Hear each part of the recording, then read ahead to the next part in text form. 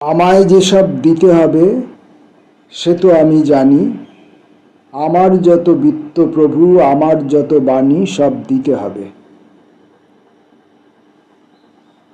এইটি উপলব্ধি করেছি খুব বেশি দিন নয়।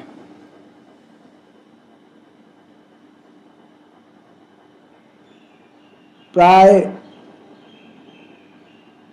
বছর 2-3 হবে হয়তো এই উপলব্ধি করাটা শুরু হয়েছে, এবং আমি যে উপলব্ধি করছি, আমি যে উপলব্ধ হচ্ছি এই অভিজ্ঞতাগুলোর মধ্যে, অভিজ্ঞতাগুলোর দ্বারা, সেইটা আমি আবার জানতে পেরেছি হয়তো বছর খানেকের মধ্যে। মানে এই যে এগুলোকে যদি আমি জ্ঞান বলি, এগুলোকে যদি আমি অভিজ্ঞতা বলি, জ্ঞান অভিজ্ঞতা যাই হোক না কেন, তার তো একটা নিজস্ব আলো আছে। যেমন অজ্ঞান, অনভিজ্ঞতা, এইসবগুলোর নিজস্ব কিছু অন্ধকার আছে, নিজস্ব কিছু হতচকিততা, হতচকিতকতা। কথা আটকে যায়, দেখছেন তো মুখে, বাংলা শব্দ নিজের মুখে আটকে যাচ্ছে। কিভাবে আমি অন্য ভাষার শব্দ কথা বলবো? নিজের মুখের ভাষা নিজের মুখে আটকে যাচ্ছে, বলতে পারছি না।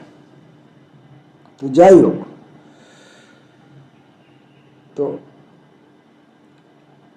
এই অজ্ঞানের এবং অভিজ্ঞতাহীনতার যেমন একটা নেতিবাচকতা আছে, ঋণাত্মকতা আছে, তেমনি জ্ঞানের বা অভিজ্ঞতারও তো কিছু ইতিবাচকতা আছে, কিছু নিজস্ব সমৃদ্ধি আছে।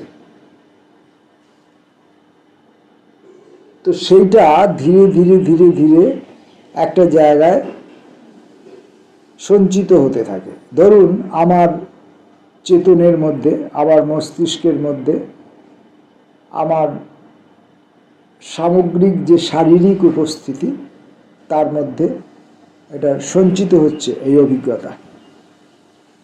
যখন এই অভিজ্ঞতা আমার মধ্যে সঞ্চিত হচ্ছিল, তখন ঠিক একই সময়ে, একই হারে বা হয়তো আরেকটু দ্রুত হারে আমার ওই সমস্ত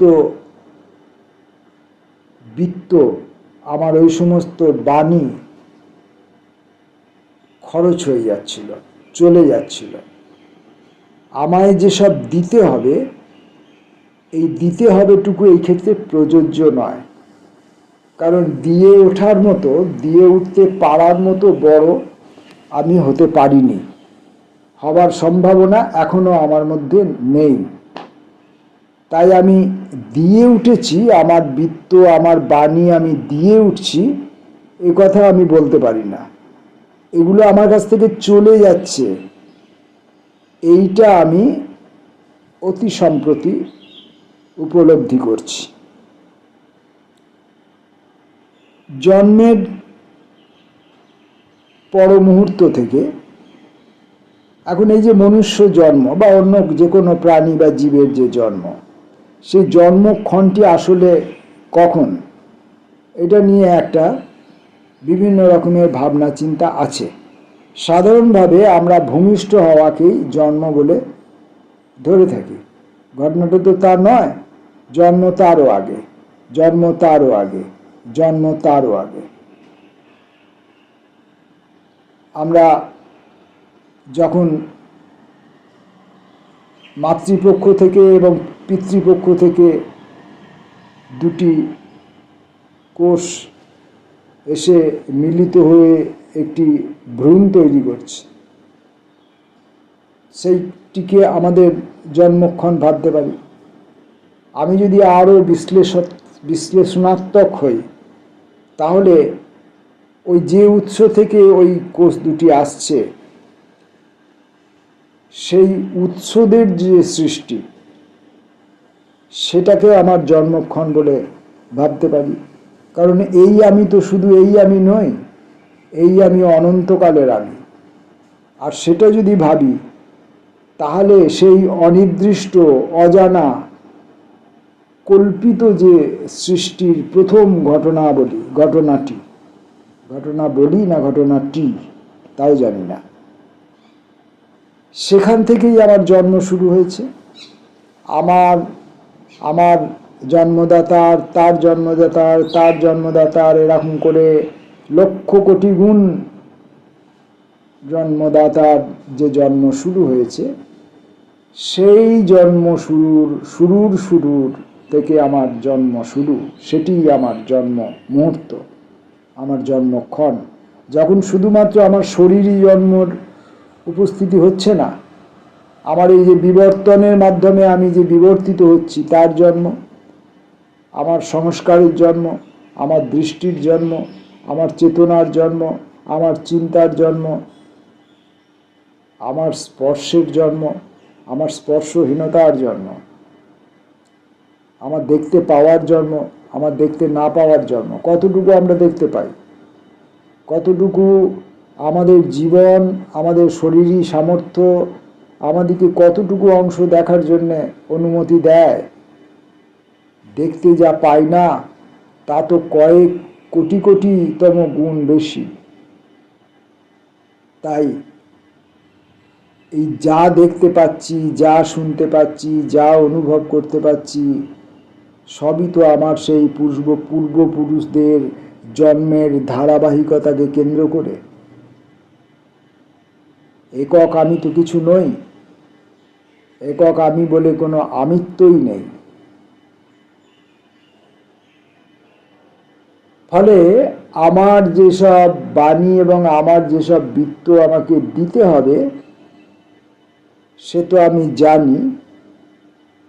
এই কথাটি আমার জীবনের মধ্যে এই ঘটনাগুলি ঘটছে, কিন্তু কবি যেভাবে এই কথাগুলিকে বলেছেন সেইটি কিন্তু আমার জীবনের সঙ্গে মিলছে না। অর্থাৎ আমার যেসব দিতে হবে, আমার যত বাণী, আমার যত বৃত্ত, সে তো আমি জানি, আসলে আমি জানতাম না। এবং আমাকে যে দিতে হবে, আমি যে দিচ্ছি বা আমি যে দিতে চেয়েছি, দেবার জন্য আমার যে প্রস্তুতি ছিল তাও নয়। অথচ এই ঘটনাগুলি ঘটছে জীবনে। আমাকে যা যা প্রকৃতি দিয়েছিল জন্মের মুহূর্ত থেকে আজ পর্যন্ত, সেগুলি একটা সময়ের পর থেকে আস্তে আস্তে প্রকৃতি আবার সব কেড়ে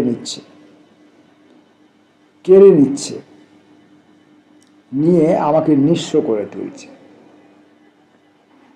আমি যখন নিঃস্ব হব, তখনই হয়তো আমি আসলে প্রকৃতপক্ষে বিশ্ব হতে পারব। কারণ আমার নিজস্ব কিছু সঞ্চয় যদি থাকে, আমার নিজস্ব কিছু অস্তিত্ব যদি থাকে, আমার নিজস্ব কিছু খণ্ডিত বোধ যদি থাকে, তাহলে সেই সম্পূর্ণটাই আমার, সেই তথাকথিত আমার সেই সম্পূর্ণটাই হবে এই মানব জীবনের ইতিহাসই বলুন, জগৎ জীবনের ইতিহাসই বলুন, জীব জীবনের ইতিহাসই বলুন, যাই বলুন না কেন, সেই সবের পরিপ্রেক্ষিতে এটা হবে খণ্ডিত। তাই খণ্ড দিয়ে অখণ্ডকে জানা সম্ভব নয়, জানতে চাওয়া বোকামি। তাই আমি এই খণ্ডিত আমি যখন নিঃস্ব হব, তখনই আমি বিশ্ব হব। অর্থাৎ তখনই খণ্ডিত আমি অখণ্ডিতের সন্ধান পাবো, বা অখণ্ডিতের মধ্যে লীন হয়ে যেতে পারবো, গিয়ে বুঝতে পারবো এই তো আমি, এই তো আমিত্বের সম্পূর্ণতা।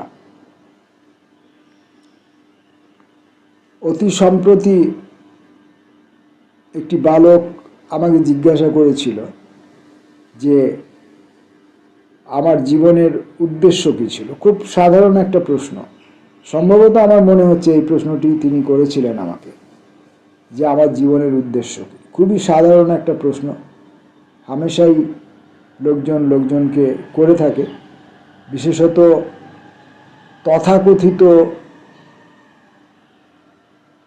ধর্মীয় চেতনা সম্পন্ন মানুষরা তথাকথিতভাবে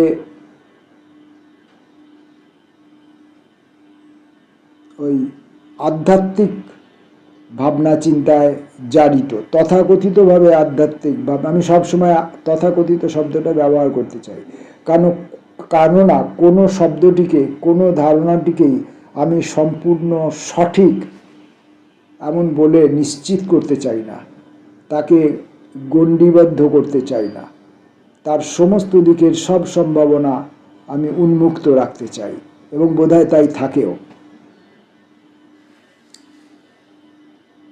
তো সেই যুবককে, তাকে আমি আমার ঠিক সেই সময়ে আমার জীবনের যে উদ্দেশ্য তা আমি তাকে বলতে পারিনি।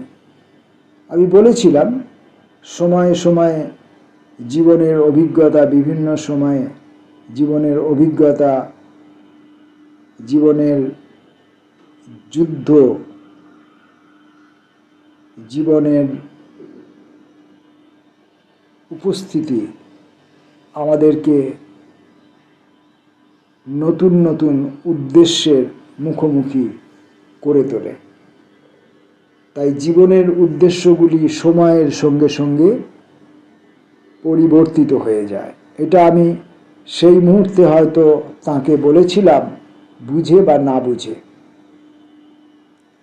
এখন এই ব্যাপারটা সম্পর্কে একটু বিস্তৃত হতে চাইছি।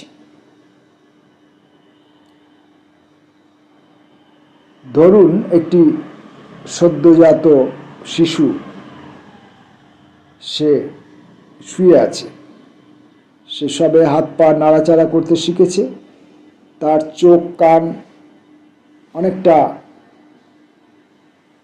সজাগ হয়েছে, অনেকটা চঞ্চল হয়ে উঠেছে। মাতৃজঠরের ভেতরের যে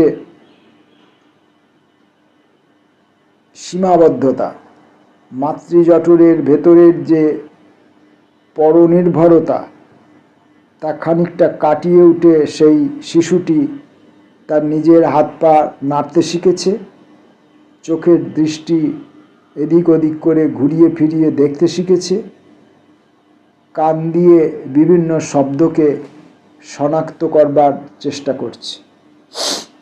সেই সময় আমরা যেমন করে থাকি, একটি শিশুটি চিত হয়ে শুয়ে আছে, তার উপরের দিকে আমরা একটা লাল কাগজের ফুল বা কোনো একটা বেলুন বা কোনো একটা খেলনার বস্তু ঘূর্ণায়মান অবস্থায় তার চোখের সামনে ঝুলিয়ে দিই। তখন ওই শিশুটির উদ্দেশ্য কি থাকে? আমরা তো সেই শৈশবকালে ফিরে যেতে পারি না, আর যে শিশুটি ওই অবস্থায় এখন চিত হয়ে শুয়ে আছে, সেই শিশুটির মনোজগতের মধ্যেও আমরা প্রবেশ করতে পারি না। আমরা খালি কিছু অনুমান করে, অনুভব করে, তার শরীরী ভাষা দিয়ে, ভাষাটিকে পাঠ করে কিছু একটা বুঝে নেবার চেষ্টা করতে পারি। তা আমাদের মনে হয় যে ওই শিশুটির তখন একটাই উদ্দেশ্য, ওই উপরে যে রঙিন বস্তুটি ঝুলছে সেটিকে করায়ত্ত করা, সেটিকে তার নিজের কাছে আনা বা নিজেকে তার কাছে পৌঁছে দেওয়া, দুটোর একটা।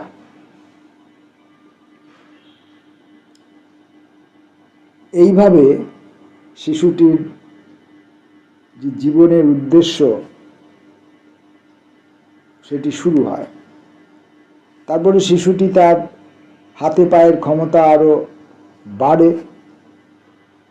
চোখের সাম্রাজ্য আরো বাড়ে, কানের ঔৎসুকতাও আরো বাড়ে, শ্রবণের, শ্রুতির ঔৎসুকতাও আরো বাড়ে। তখন সে কি করে?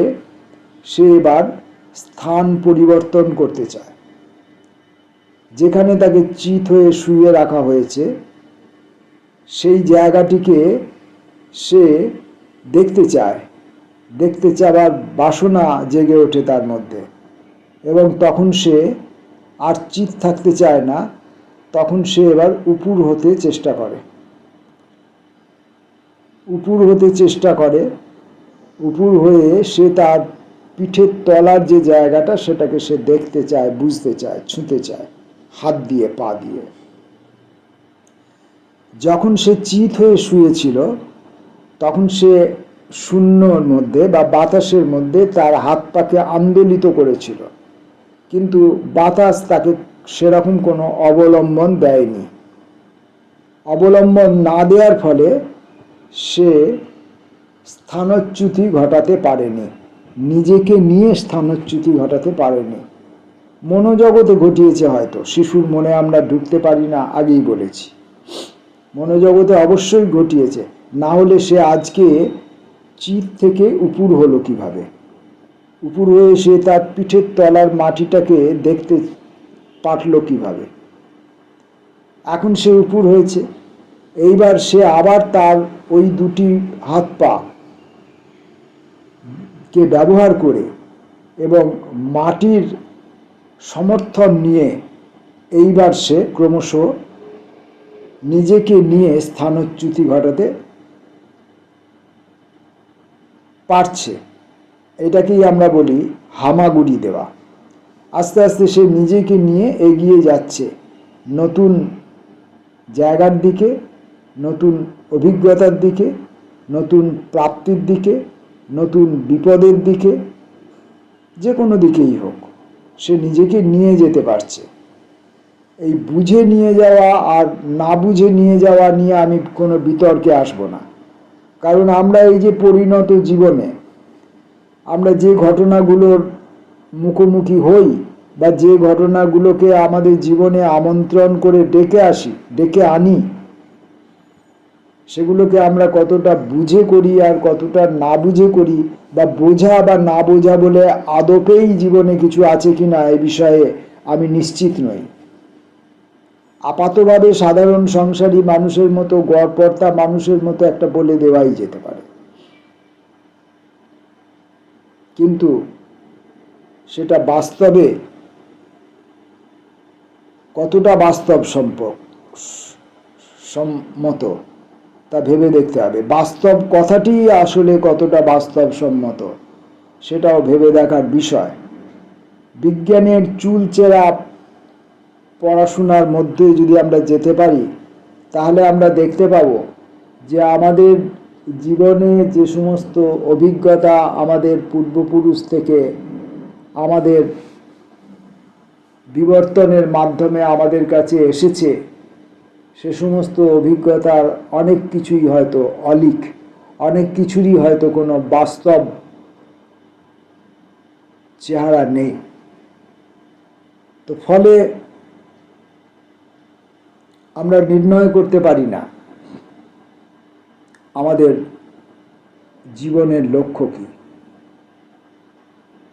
ছেলেটি একটা উঁচু খাটের উপরে শুয়েছিল, তক্তপোষ বলুন, খাট বলুন, জলচৌকি বলুন, যাই বলুন, তার উপর সে শুয়েছিল।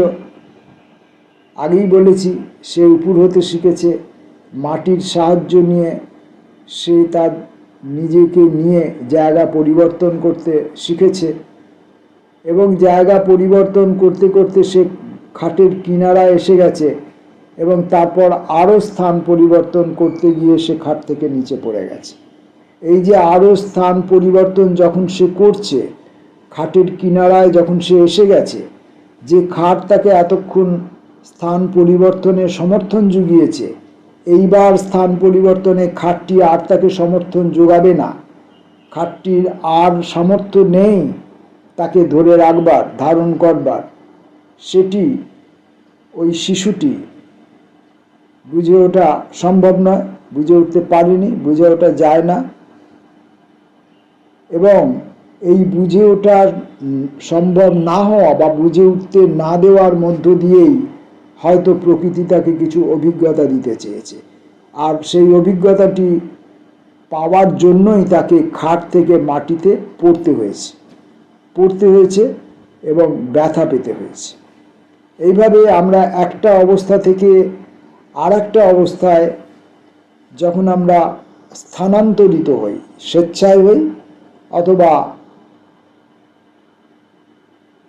অনিচ্ছেই হই। আবারও সেই একই প্রশ্ন এসে দাঁড়াবে, স্বেচ্ছা এবং অনিচ্ছার মধ্যে তফাৎ কতটুকু? আদপেই কোনো তফাৎ আছে কিনা?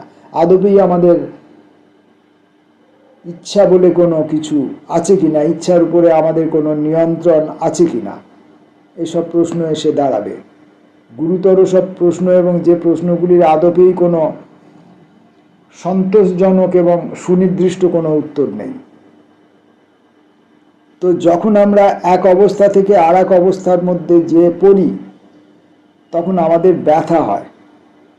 মাতৃজঠর থেকে যখন আমরা মাটিতে আসি, যাকে বলে ভূমিষ্ঠ হওয়া, তখনও আমাদের মধ্যে ব্যথা হয়েছে।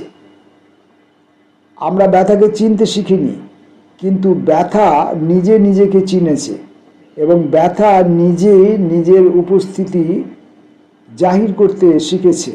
এবং সেই জন্যই একটি সদ্যজাত শিশু চিৎকার করে ওঠে, কেঁদে ওঠে। সে কাঁদছে বলে কাঁদছে না, সে দুঃখ পেয়েছে বলে কাঁদছে না, বা সে দুঃখ পেয়েছে এটা জানান দেবার জন্য ইচ্ছে করে কাঁদছে তা নয়। ব্যথা স্বয়ংক্রিয়ভাবে তার শরীরের ভেতর দিয়ে নিজেকে প্রকাশ করছে। এই বড় বয়সেও, যাকে আমরা বড় বয়স বলছি, আসলে এই যে অনন্ত সময়, এই যে বিস্তীর্ণ সুবিশাল অন্তহীন অন্তরিক্ষ, তার তুলনায় আমাদের জীবন তো কোনো কিছুই না, বিন্দুগত নয়। তাই তাকে বড় জীবন বলা যায় না। তবুও ওইসব পরিপ্রেক্ষিত বাদ রেখে বলছি যে আমরা যখন আমাদের পরিণত জীবনে এসে পৌঁছাচ্ছি, বড় হচ্ছি, তখন আমরা প্রতি মুহূর্তেই নতুন নতুন পরিস্থিতির মুখোমুখি হচ্ছি। আর যখনই আমি নতুন নতুন পরিস্থিতির মুখোমুখি হচ্ছি, তখনই আমি ব্যথা পাচ্ছি। কারণ এই নতুন পরিস্থিতিটি আমার কাছে কাঙ্ক্ষিত ছিল না, এই নতুন পরিস্থিতিটি আমার কাছে পরিচিত নয়। হতে পারে এই নতুন পরিস্থিতিটি হয়তো আমার পক্ষে আরও বেশি ইতিবাচক হবে, আরও বেশি উপকারী হবে, আরও বেশি স্বস্তিদায়ক হবে। কিন্তু যেহেতু এ অপরিচিত, তাই অপরিচিতকে আমাদের মেনে নিতে ভয় লাগে, বা ভয় আপনা আপনি, কষ্ট আপনা আপনি, ব্যথা আপনা আপনি তার উপস্থিতি জানান দেয়। ফলে ওই যে আমায় যেসব দিতে হবে সে তো আমি জানি। এই যে খাটের উপর শিশুটি শুয়েছিল, আর খাট থেকে সে তার নিজের শরীরটিকে নিয়ে স্থান পরিবর্তন করতে করতে খাটের কিনারায় এসে পড়েছিল, এটা কি সে ছেড়ে দেবার জন্যে, খাটটাকে ছেড়ে দেবার জন্য এটা করেছিল? করেনি। কোথাও কোনো এক অমোঘ টানে, আকর্ষণে নতুন জায়গাটাকে, নতুন অভিজ্ঞতাটাকে উপলব্ধি করতে হবে, বা নতুন জায়গা বা নতুন অভিজ্ঞতা নিজে আমাকে উপলব্ধ করবে বলে টেনে নিয়ে যাচ্ছিল। আমি ভাই দিতে হবে বলে দিয়েছি, সেটা শৈশবকাল থেকে আজ পর্যন্ত কখনোই নয়। আমি কিছু দিই না, আমি নিয়ে থাকি। এখন আমি নিয়ে থাকি, আবার সেই বিতর্ক হাজির যে কে আমি, উত্তর নেই। আর আমি যে নিচ্ছি, এটাই বা সত্যি কি করে হয়? কারণ যে অনির্দিষ্ট আমি, যদি কোনো অনির্দিষ্ট আমির অস্তিত্ব থেকেই থাকে, যদি সে নিয়েই থাকে, সে তো নিয়ে কোথাও চলে যেতে পারে না। তার কাছ থেকে তো আবার সব কিছু কেড়ে নেওয়া হয়। সেই মাটিতে, আকাশে, বাতাসে, আলোতে বিলীন হয়ে যায়। তার তো আর আলাদা কোনো অস্তিত্ব থাকে না। তাই আমাদের জীবনের উদ্দেশ্য কি আমি আজও জানি না। আমি আজও জানি না সেদিন সেই যুবককে আমি যে উত্তর দিয়েছিলাম, তাৎক্ষণিকভাবে উত্তর দিতে হবে বলে হয়তো দিয়েছিলাম, অপ্রস্তুতভাবে। এখনো আমি যেটা বলছি, এই মুহূর্তের জন্য হয়তো সত্যি, পর মুহূর্তে এটা পরিবর্তিত হয়ে যেতে পারে। এই মুহূর্তে আমি জানি না যে আমার জীবনের উদ্দেশ্য কি, আমি জানি না আদপেই আমার জীবন আছে কিনা, আর উদ্দেশ্য বলে কিছু হয়ও কিনা, আমি কিছুই জানি না। গয়ঙ্গচ্ছভাবে ভেড়ার পালের মতো একটি গড্ডলিকা প্রবাহের মধ্যে অন্যতম একটি ভেড়া হয়ে আমি শুধু ধাবিত হতে বাধ্য হচ্ছি মাত্র। বাজে কথা আজ এই পর্যন্ত।